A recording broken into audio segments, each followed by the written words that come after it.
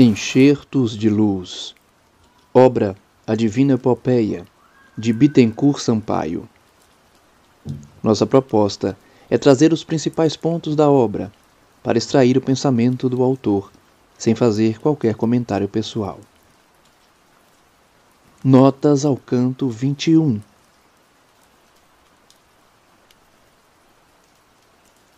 Este canto, cuja autenticidade se tem pretendido negar, não foi escrito pelo próprio evangelista.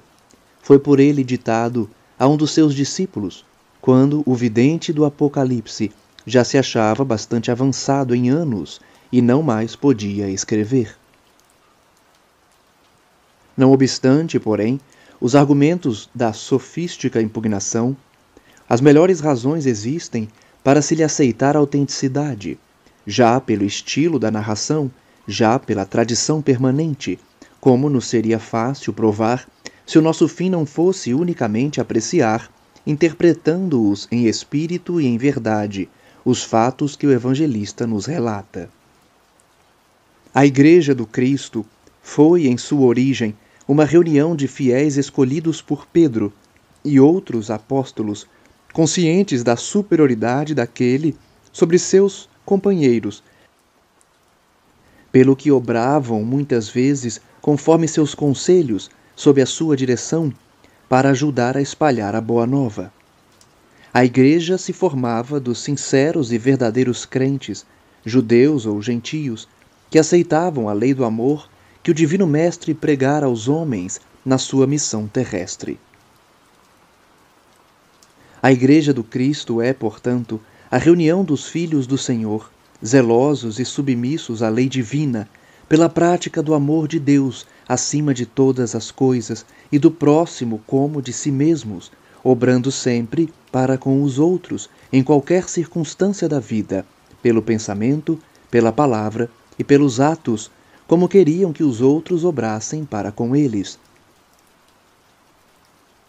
As portas do inferno não prevalecerão jamais contra ela, porque a Igreja do Cristo, sendo a reunião dos filhos do Senhor, o sofrimento e a expiação não atingem os que, vivendo na integridade do coração e da alma, se esforçam por cumprir todas as suas obrigações, todos os seus deveres, segundo a lei divina, para com Deus e para com os homens. Pedro foi, no cumprimento de sua missão na terra, um discípulo enérgico, devotado, fiel até a morte. Quem edificar sobre tal base não temerá as portas do inferno, isto é, a expiação e o sofrimento dos remorsos, porque sua conduta será direita e sempre pura. Foi assim que Jesus deu a Pedro as chaves do reino dos céus, isto é, o conhecimento dos meios de chegar à perfeição e de poder conduzir e guiar seus irmãos até a presença do Todo-Poderoso. Foi por isso que lhe deu o poder de ligar e desligar na terra e no céu, porque Pedro, assistido pelos Espíritos do Senhor, pronunciaria os decretos divinos que lhe seriam espiritualmente revelados. A Igreja Romana se apropriou das palavras dirigidas por Jesus a Pedro, para dar-se por herdeira das promessas, dos poderes e da missão conferidos àquele apóstolo, pretendendo que a Igreja do Cristo deve ser edificada sobre os seus dogmas, que ela tem nas mãos as chaves do reino dos céus, que lhe assiste o direito de absolver e de condenar, que finalmente, fora do seu seio, não há salvação. Quando aquele que se diz sucessor de São Pedro deixar a púrpura e o trono, e não alimentar em seu espírito os sentimentos mundanos de domínio e vassalagem, quando, humilde e pobre, só tiver no coração o amor ensinado por Jesus, então a fé se erguerá grande e robusta, e será ele a pedra angular da Igreja do Cristo.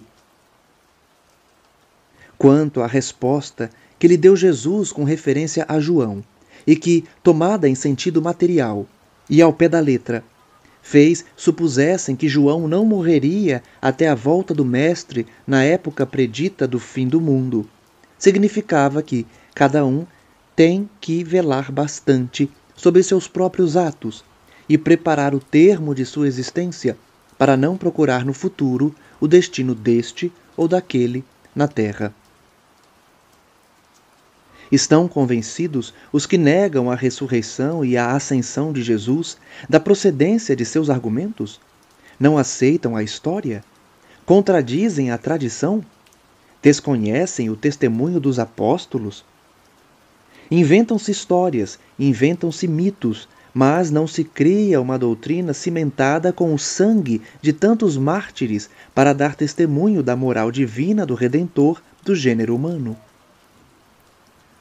Se Jesus não fosse visto ressuscitado, depois do sacrifício do Gólgota, se não fosse visto também a elevar-se ao céu diante dos discípulos e da multidão que o cercava, não seria adorado até hoje como o Cristo, como o Filho de Deus, e a sua moral não perduraria ainda, como há de perdurar eternamente entre todos os povos da terra.